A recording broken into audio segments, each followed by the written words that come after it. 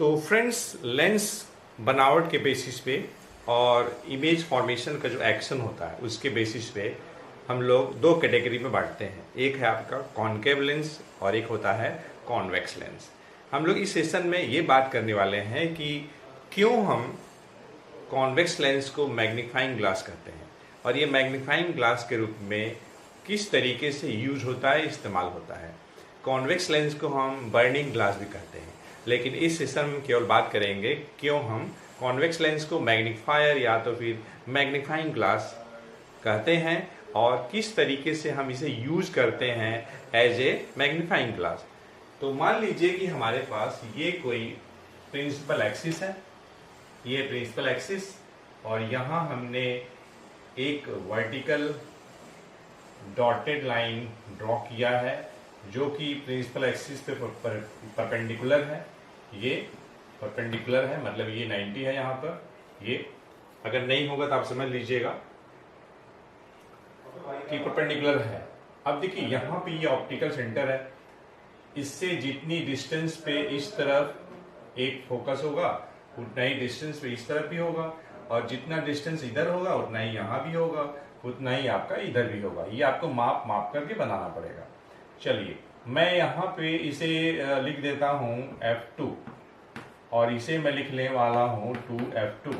ये है आपका F1 और ये है आपका 2F1। अब देखिए यह जो लेंस है, ये लेंस आपका कॉन्वेक्स लेंस है। हमें इस लेंस को यूज करना है as a magnifier, magnifying glass के रूप में इस्तेमाल करना है। ये बर्निंग ग्लास के रूप में भी इस्तेमाल होता है, लेकिन हम लोग इस सेशन में बात करेंगे कि मैग्नीफाइंग ग्लास के रूप में कैसे इसका इस्तेमाल होता है। नाम में ही आंसर छिपा हुआ है, मैग्नीफाइंग ग्लास। मतलब यह जो है इमेज को क्या करेगा, मैग्नीफाई करेगा, बड़ा करेगा। मतलब जो ऑब्जेक्ट छोटी है इस ग्लास की सहायता से अगर आप देखेंगे तो वह ऑब्जेक्ट जो है आपको बड़ी दिखाई देगी। मतलब उसकी जो साइज होगी वो मैग्नीफाई हो जाएगी, कई गुना हो जाएगा, कई टाइम्स हो जाएगा। लेकिन एक सर्टेन पोजीशन में जब आप ऑब्जेक्ट को रखेंगे तब, तो अगर आप जिस ऑब्जेक्ट को देखना चाहते हैं बड़ा करके, उसे अगर इस लेंस के फोकल लेंथ के अंदर आप रखते हैं, मतलब O और ऑप्टिकल सेंटर और F1 के बीच में कहीं भी अगर रखते हैं, तो फिर वो आप उस ऑब्जेक्ट को मैग्नीफाई करके देख सकते हैं इस लेंस की सहायता से। मतलब उस सिचुएशन में जब आप ऑब्जेक्ट को ऑप्टिकल सेंटर और F1 के बीच रखेंगे तो यह जो कॉन्वेक्स लेंस है मैग्नीफाइंग ग्लास की तरह एक्ट करेगा, बिहेव करेगा, मैग्नीफायर की तरह बिहेव करेगा। अब देखिए हमने यहाँ पे इतना छोटा कोई ऑब्जेक्ट लिया, ठीक, ये है आपका AB। देखिए ऑप्टिकल सेंटर और F1 के बीच में है, मतलब इसका मतलब ये नहीं है कि ठीक बीचों बीच है। ऑप्टिकल सेंटर और F1 के बीच में ये कहीं भी हो सकता है। ये हमने ले लिया। अब हम इमेज फॉर्मेशन के द्वारा इस AB ऑब्जेक्ट का इमेज बनाएंगे और देखेंगे कि जब हम ऑब्जेक्ट को F1 और O के बीच में रख रहे हैं तो इस लेंस के द्वारा जो इमेज बन रही है कैसी इमेज बन रही है। तो अगर इमेज बड़ी बनती है AB के साइज से, ऑब्जेक्ट की साइज से, तभी हम कहेंगे कि यह जो लेंस है मैग्नीफाइंग ग्लास की तरह एक्ट हो रही है या फिर मैग्नीफायर की तरह कार्य कर रही है, एक्ट कर रही है। तो इमेज फॉर्मेशन के लिए हमें 3 रेज है हमारे पास, 3 रेज हैं, जिसे हम लोग प्रिंसिपल रेज बोलते हैं, कंस्ट्रक्शन रेज बोलते हैं या तो फिर कन्वीनियंट रेज बोलते हैं। और उसमें से कोई भी हम 2 इस्तेमाल करते हैं अपनी रिक्वायरमेंट के हिसाब से, अपनी सुविधा के हिसाब से, ठीक है, अपनी नीड्स के हिसाब से। तो एक रे हमने ले लिया पैरेलल टू प्रिंसिपल एक्सिस, ये ले लिया हमने, और ऑब्जेक्ट के हेड से लेते हैं हम लोग। देखिए AB ऑब्जेक्ट है और A जो पॉइंट है आपका, ये जो आप एरो देख रहे हैं ये हेड है, और B जो है आपका इस ऑब्जेक्ट का जो B है, जो फुट है आपका, ठीक है, ये B है फुट या बॉटम है, ये आपका हेड है। अब यह जो रे, जो incident ray parallel to principal axis होगी वो जाएगी F2 से जाएगी, ऐसे जाएगी, ठीक। दूसरी रे में ले रहा हूं पासिंग थ्रू ऑप्टिकल सेंटर जो कि सीधे निकल जाएगी, कोई डेविएशन नहीं होगा, कोई बेंडिंग नहीं होगी।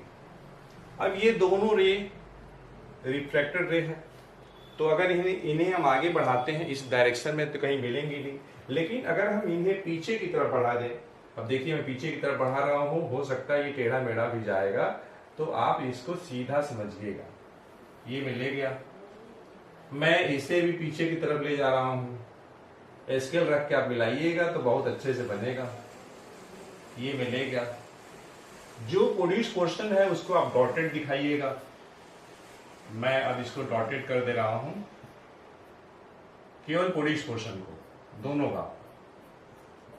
अब ये दोनों का दोनों यहां पे मिल रही हैं, तो अगर आप यहां से डॉटेड लाइन खींचते हैं तो कुछ आपका यहां पे ऐसे ये आएगा, ये यहां पे आ जाएगा, और ये जो पॉइंट हुआ ये दिस इज बी डैश और ये है आपका ए डैश। तो इस टाइप से हम देख रहे हैं कि यह ऑब्जेक्ट ए बी साइज इसकी इतनी है, यहां पे ये देखिए इतनी बड़ी दिखाई दे रही है, इतनी बड़ी ये दिखाई दे रही है। तो इसी लेंस के चलते ये ऑब्जेक्ट हमें इतनी बड़ी दिखाई दे रही है। मतलब जब हम ऑब्जेक्ट को फोकल लेंथ के अंदर रखेंगे, मतलब ऑप्टिकल सेंटर और F1 के इन बिटवीन कहीं भी रखेंगे, तो उस सिचुएशन में यह जो कॉन्वेक्स लेंस है मैग्नीफाइंग ग्लास या तो फिर मैग्नीफायर की तरह एक्ट होगी, बिहेव होगी। अब यहीं पे अगर हम इसका जो इमेज जो बन रही है ए डैश बी डैश, उसकी अगर हम नेचर की बात करेंगे तो ये देखिए वर्चुअल है, अपराइट है, वर्चुअल बन रही है। क्यों बन रही है? क्योंकि रिफ्रैक्टेड रे एक्चुअली मिलने से यह इमेज नहीं फॉर्म हो रही है। जब हम रिफ्रैक्टेड रे को बैकवर्ड डायरेक्शन प्रोड्यूस कर रहे हैं तब जाके ये इमेज बन रही है, इसीलिए वर्चुअल इमेज हुआ, अपराइट है। ठीक है, नेचर क्या हुआ? वर्चुअल अपराइट हो गया।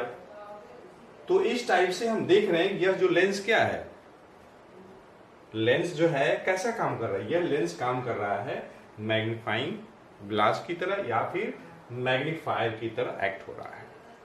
वहीं पे बर्निंग ग्लास के रूप में भी ये इस्तेमाल होता है और उसका कॉन्सेप्ट अलग है, और उस केस में हम इंसिडेंट रेज को पैरेलल लेते हैं, प्रिंसिपल एक्सिस के पैरेलल तो नहीं लेते हैं, लेकिन जो भी बीम होंगी वो आपस में पैरेलल होंगी, हम लोग ऐसा कंसीडर करेंगे और फिर इमेज फॉर्मेशन देखेंगे।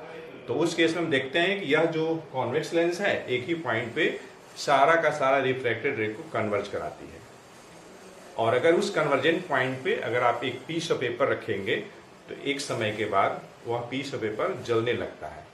इसीलिए इस लेंस को हम बर्निंग ग्लास भी कहते हैं। तो फ्रेंड्स, मिलते हैं नेक्स्ट सेशन में एक अच्छे कॉन्सेप्ट के साथ। Thanks for watching.